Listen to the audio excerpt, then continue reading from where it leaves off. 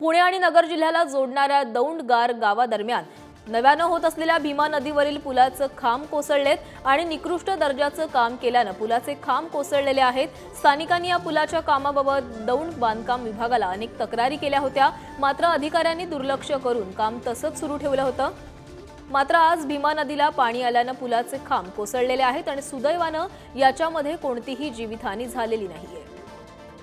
तर याबाबत अधिक बोलण्यासाठी आमचे प्रतिनिधी संदीप बल्लाळ आपल्यासोबत जोडले गेलेले आहेत। संदीप, पुणे आणि नगर जिल्ह्याला जोडणाऱ्या दौंड गावादरम्यान नव्यानं होत असलेल्या भीमा नदीवरील पुलाचं खांब कोसळलेले आहेत। निकृष्ट दर्जाचं हे काम असल्याचाही आरोप केला जातोय। उसके बाद क्या लगता है पाकिस्तान भौंकने गया जिस तरह सर्वत्र जोरदार पाऊस पडत आहे आणि या काल दौंड शहरामध्ये आणि भागामध्ये ग्रामीण भागामध्ये सर्वत्र पाऊस झाला।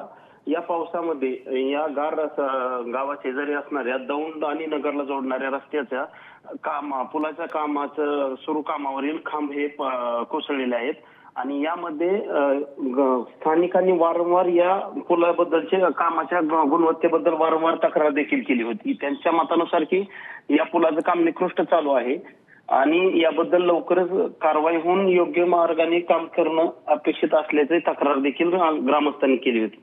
याच वेळी आज सुदैवाने काल ज्यावेळेस हा पूल कोसळला त्यावेळेस या रस्त्यावरून वाहतूक चालू नसल्यामुळे सुदैवाने तिथे कोणतीही जीवितहानी झालेली नाही, परंतु पूल कोसळल्यानंतर स्थानिक नागरिक अत्यंत आक्रमक होत त्यांनी बांधकाम विभाग आणि संबंधित ठेकेदारांवर कारवाई करण्याची मागणी केलेली असून यामध्ये लवकरात लवकर योग्य कारवाई करण्याची मागणी ग्रामस्थांकडून केली झाली।